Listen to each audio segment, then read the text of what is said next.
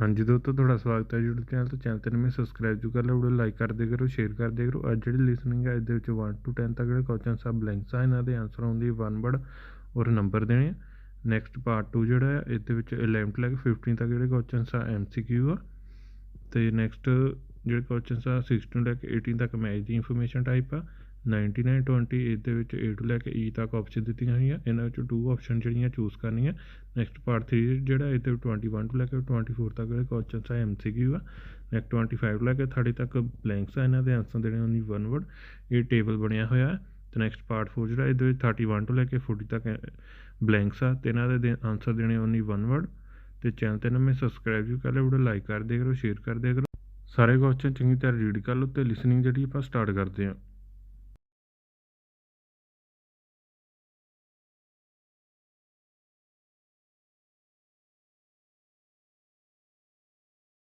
IELTS 16. Test 2. The test is in 4 parts. At the end of the test, you will be given 10 minutes to transfer your answers to the answer sheet. Part 1. You will hear a woman phoning a company that converts old photographs to digital format. First, you have some time to look at questions 1 to 3.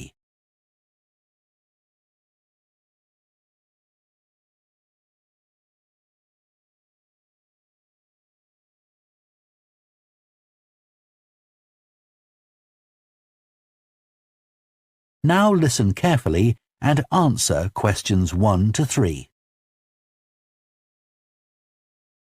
Hello, Picture Rep. Can I help you? Oh, hi. I saw your advertisement about copying pictures to disk, and I'd like a bit more information about what you do. Sure. What would you like to know? Well, I've got a box full of old family photos that's been up in the attic for years. Some of them must be 50 or 60 years old, and I'd like to get them converted to digital format. Sure, we can do that for you. Right. And what about size? The photos are all sorts of sizes. Are there any restrictions? Well, the maximum size of photo we can do with our normal service is 30 centimetres, and each picture must be at least 4 centimetres. That's the minimum we can cope with. Well, that should be fine. And some of them are in a frame. Should I take them out before I send them? Yes, please. We can't copy them otherwise. And also the photos must all be separate. They mustn't be stuck into an album. OK, that's not a problem. So, can you give me an idea of how much this will cost? I've got about 360 photos, I think. We charge £195 for 300 to 400 photos for the basic service. OK, and does that include the disc? Yes, 1 disc, but you can get extra ones for £5 each. That's good. So, do I need to pay when I send you the photos? No, we won't need anything until we've actually copied the pictures. Then we'll let you know how much it is, and once we've received the payments, we'll send the parcel off to you. Right. Before you hear the rest of the conversation, you have some time to look at questions 4 to 10.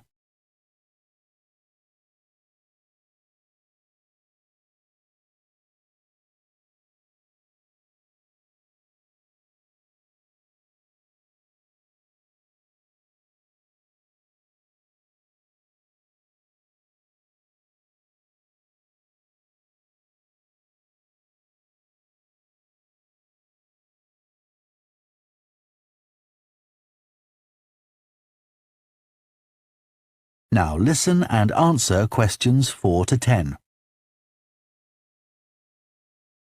Is there anything else you'd like to ask about our services? Yes, I've roughly sorted out the photos into groups, according to what they're about. So, can you keep them in those groups when you copy them? Sure, we'll save each group in a different folder on the disk, and if you like, you can suggest a name for each folder. So, I could have one called Grandparents, for instance. Exactly. And do you do anything besides scan the photos? Like, can you make any improvements? Yes, in the standard service, each photo is checked and we can sometimes touch up the colour a bit or improve the contrast. That can make a big difference. Okay, and some of the photos are actually quite fragile. They won't get damaged in the process, will they? No, if any look particularly fragile, we'd do them by hand. We do realise how precious these old photos can be. Sure. And another thing is we can make changes to a photo if you want. So if you want to remove an object from a photo or maybe alter the background, we can do that. Really? I might be interested in that. I'll have a look through the photos and see. Oh, and talking of fixing photos, I've got a few that aren't properly in focus. Can you do anything to make that better? No, I'm afraid that's one thing we can't do. Okay. Any other information I can give you? How long will it all take? We aim to get the copying done in 10 days. Fine. Right, well, I'll get the photos packed up in a box and post them off to you. Right. If you've got a strong cardboard box, that's best. We've found that plastic ones sometimes break in the post. Okay. Right, thanks for your help. Bye. Bye. That is the end of part 1. You now have half a minute to check your answers to part 1. Part 2 ਜਿਹੜਾ start ਹੋ ਚੁੱਕਾ ਇਹਦੇ ਵਿੱਚ 11 ਤੋਂ ਲੈ ਕੇ 15 ਤੱਕ ਜਿਹੜੇ questions ਆ MCQ ਆ ਤੇ ਸਾਰੇ ਕੁਐਸਚਨ ਦੀ ਤਾਂ ਰੀਡ ਕਰ ਲਓ ਤੇ ਪਾਰਟ 2 ਜਿਹੜਾ ਸਟਾਰਟ ਕਰਦੇ ਆ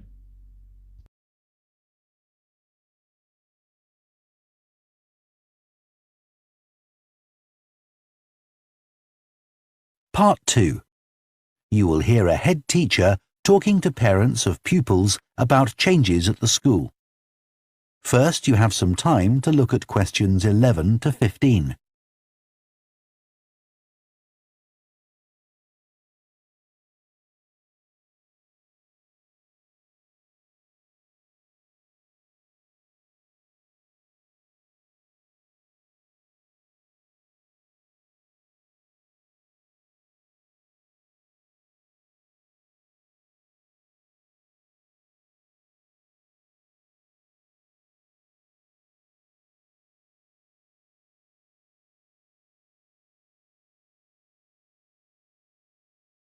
Now listen carefully and answer questions 11 to 15. Good morning, and thank you for coming here today. I'd like to bring you up to date with changes in the school that will affect your children. As you know, the school buildings date from various times, some from the 1970s, some from the last 5 years, and of course Dartfield House is over a century old. It was commissioned by a businessman, Neville Richards, and intended as his family home, but he died before it was completed. His heir chose to sell it to the local council, who turned it into offices. A later plan to convert it into a tourist information centre didn't come about through lack of money, and instead it formed the nucleus of this school when it opened 40 years ago. The school has grown as the local population has increased, and I can now give you some news about the lower school site, which is separated from the main site by a road. Planning permission has been granted for development of both sites. The lower school will move to new buildings that will be constructed on the main site. Developers will construct houses on the existing lower school site. Work on the new school buildings should start within the next few months. A more imminent change concerns the catering facilities and the canteen. The canteen is always very busy throughout the lunch period. In fact, it's often full to capacity because a lot of our pupils like the food that's on offer there. But there's only one serving point, so most pupils have to wait a considerable time to be served. This is obviously unsatisfactory, as they may have hardly finished their lunch before afternoon lessons start. So, we've had a new food hall built, and this will come into use next week. It'll have several serving areas, and I'll give you more details about those in a minute. But one thing we ask you to do to help in the smooth running of the food hall is to discuss with your children each morning which type of food they want to eat that day, so they can go straight to the relevant serving point. There won't be any junk food. Everything on offer will be healthy, and there's no change to the current system of paying for lunches by topping up your child's electronic payment card online. You may be wondering what will happen to the old canteen. We'll still have tables and chairs in there, and pupils can eat food from the food hall or lunch they've brought from home. Eventually, we may use part of the canteen for storage, but first, we'll see how many pupils go in there at lunchtime. Before you hear the rest of the talk, you have some time to look at questions 16 to 20.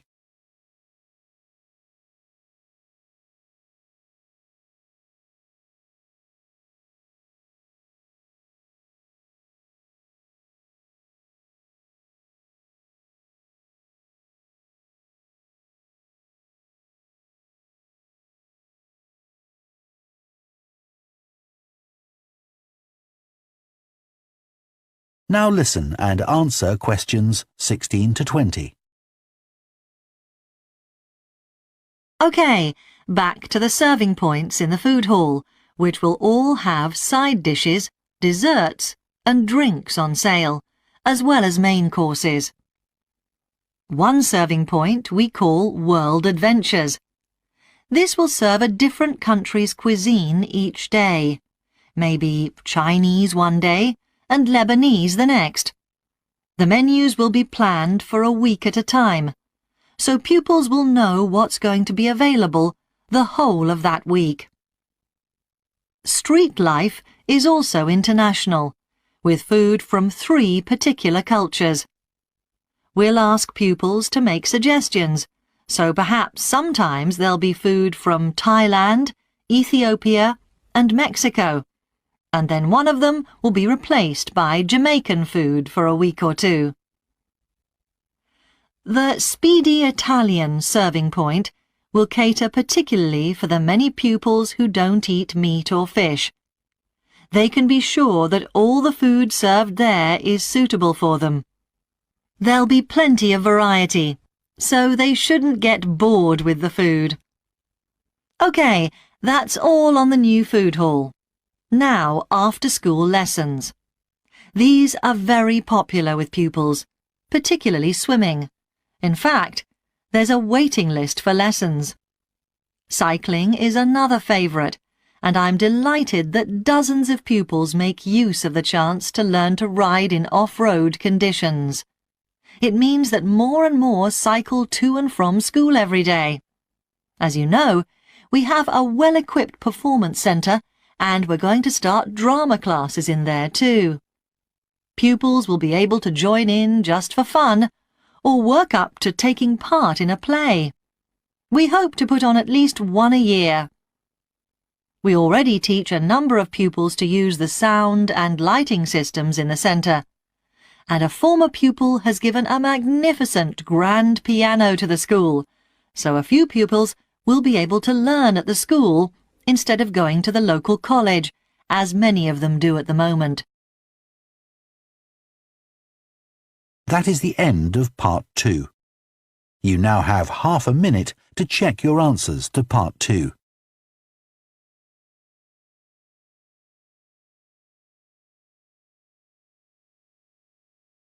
Part 3. You will hear 2 psychology students, called Luke and Susie, discussing their assignment on sleep and dreams. First, you have some time to look at questions 21 to 24.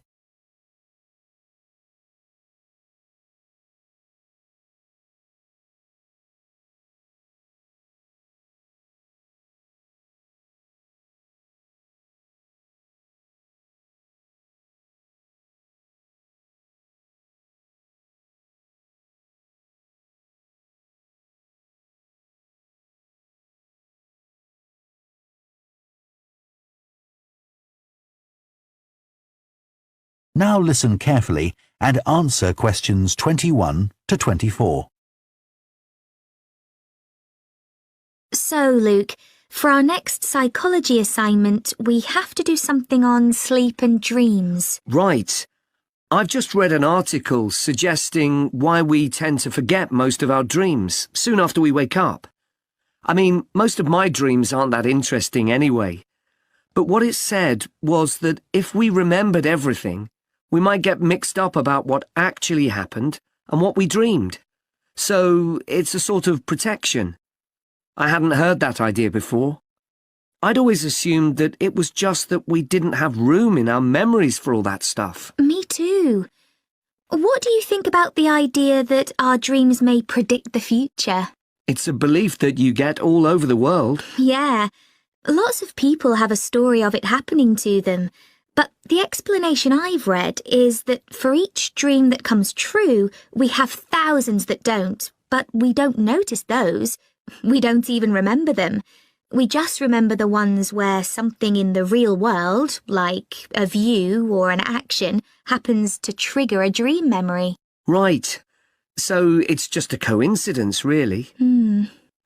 Something else I read about is what they call segmented sleeping.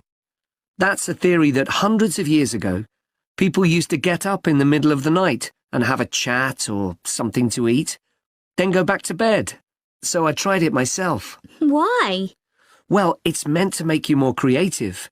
I don't know why, but I gave it up after a week. It just didn't fit in with my lifestyle. But most preschool children have a short sleep in the day, don't they? There was an experiment some students did here last term to see at what age kids should stop having naps, but they didn't really find an answer. They spent a lot of time working out the most appropriate methodology, but the results didn't seem to show any obvious patterns. Right. Anyway, let's think about our assignment. Last time I had problems with the final stage, where we had to describe and justify how successful we thought we'd been. I struggled a bit with the action plan too.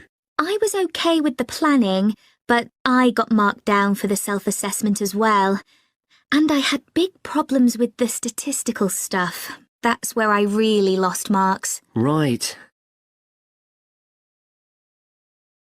Before you hear the rest of the discussion, you have some time to look at questions 25 to 30.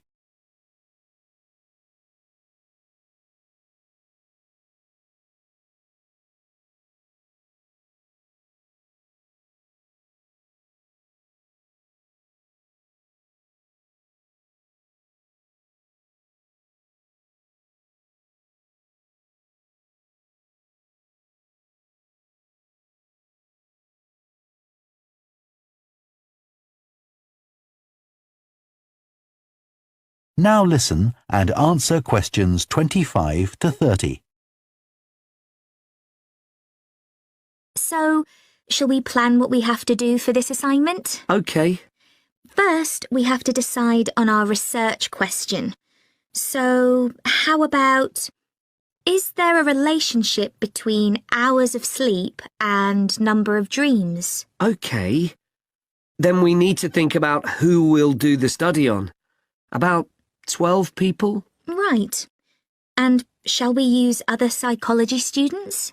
Let's use people from a different department. What about history? Yes, they might have interesting dreams. Or literature students. I don't really know any. OK, forget that idea.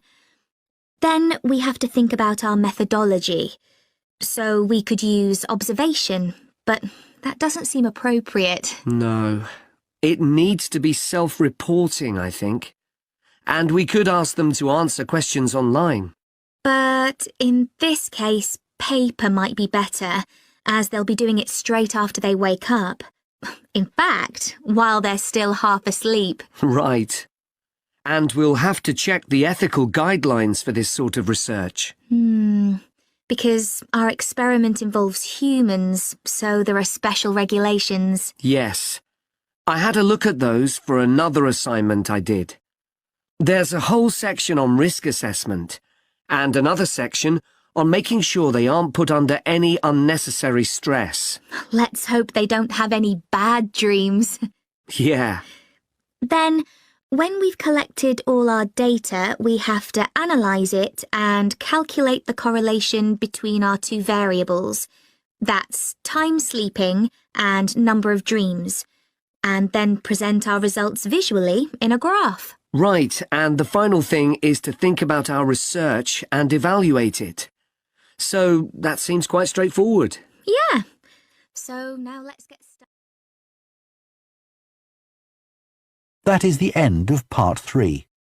You now have half a minute to check your answers to part 3. Part 4 ਜਿਹੜਾ start ਹੋ ਚੁੱਕਾ ਤੇ 31 ਤੋਂ ਲੈ ਕੇ 40 ਤੱਕ ਜਿਹੜੇ questions ਆ blanks ਆ ਇਹਨਾਂ ਦੇ ਆਨਸਰ ਦੇਣੇ ਹੋਣੀ ਵਰਡ ਨੋ ਵਰਡ ਸਾਰੇ ਕੁਐਸਚਨ ਚੰਗੀ ਤਰ੍ਹਾਂ ਰੀਡ ਕਰ ਲਓ ਤੇ ਪਾਰਟ 4 ਜਿਹੜਾ ਸਟਾਰਟ ਕਰਦੇ ਹਾਂ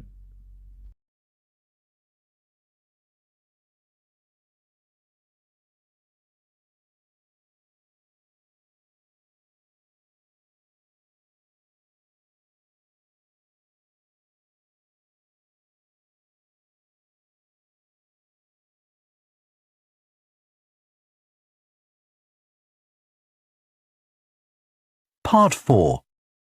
You will hear a sports science student giving a presentation on the health benefits of dance. First, you have some time to look at questions 31 to 40.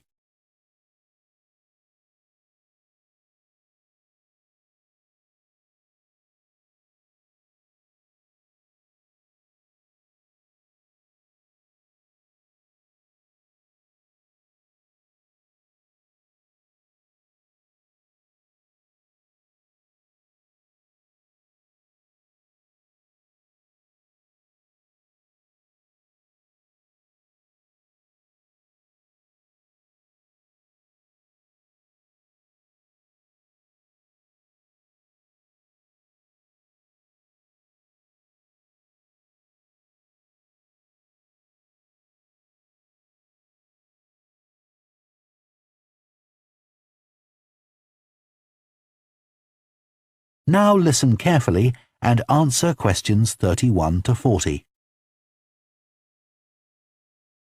Dancing is something that humans do when they want to have a good time. It's a universal response to music found in all cultures.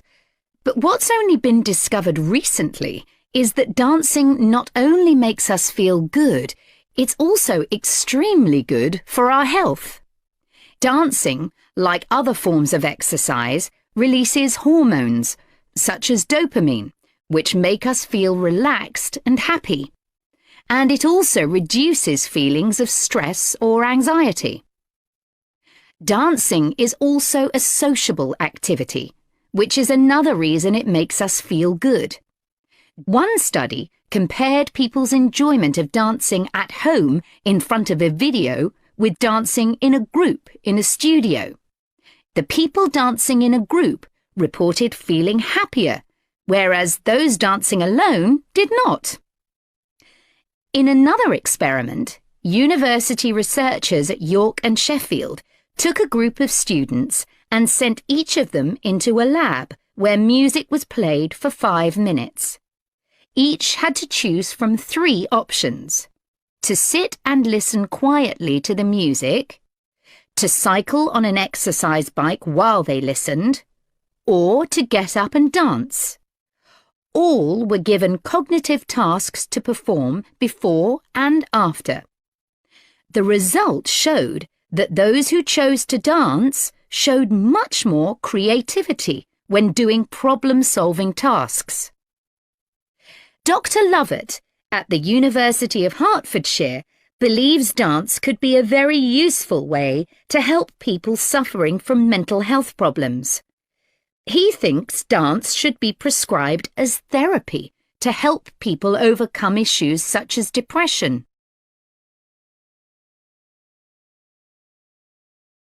It's well established that dance is a good way of encouraging adolescent girls to take exercise. But what about older people? Studies have shown that there are enormous benefits for people in their 60s and beyond.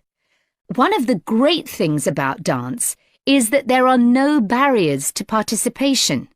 anyone can have a go, even those whose standard of fitness is quite low. Dance can be especially beneficial for older adults who can't run or do more intense workouts, or for those who don't want to. One 2015 study found that even a gentle dance workout helps to promote a healthy heart.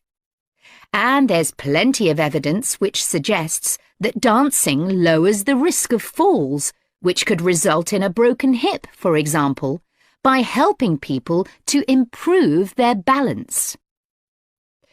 There are some less obvious benefits of dance for older people too.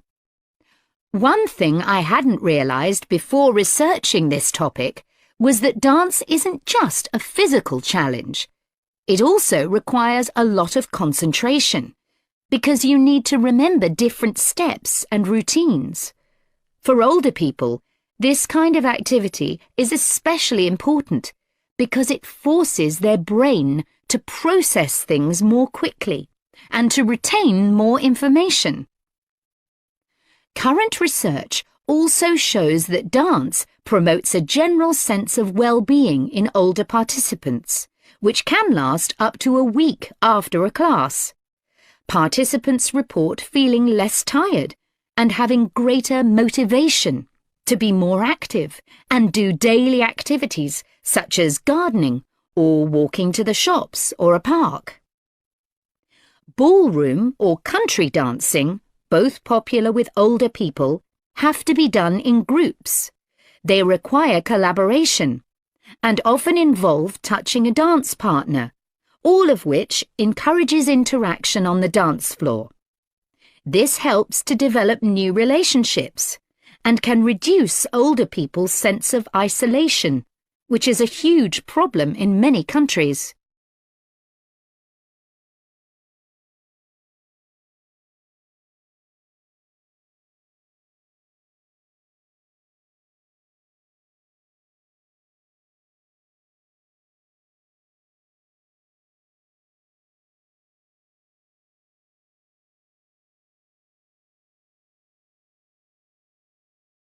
I also looked at the benefits of Zumba.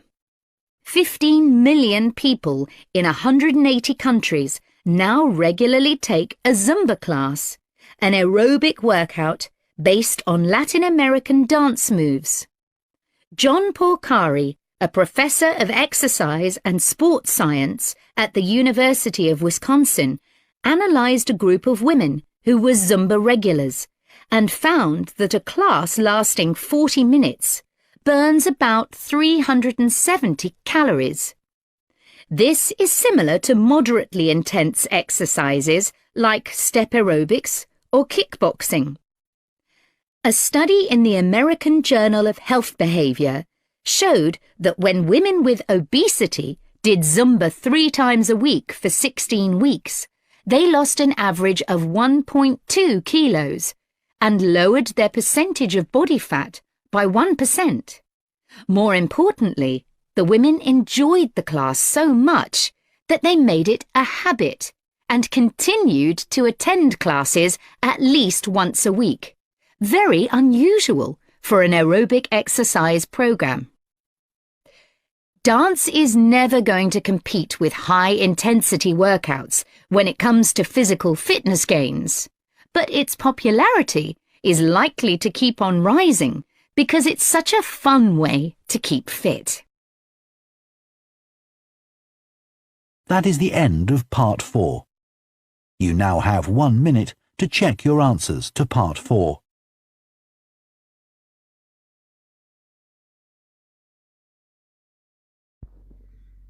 Part 4 ਜਿਹੜਾ ਖਤਮ ਹੋ ਚੁੱਕਾ ਤੇ ਹੁਣ ਆਪਾਂ answer ਦੇਖਦੇ ਹਾਂ। First frame, next 195, next payment, next grandparents, next colour, next hand, next background, next focus, next 10 days, next plastics, next C, next B, next A, next A, next C, next D, next A, next B, next 19 and 20, B and C in any order, next B, next A, next C, next C, next history, next paper, next humans, next stress, next graph, next elevate, next creativity, next therapy, next fitness, next balance, next brain, next motivation, next isolation, next calories, next obesity, next habit।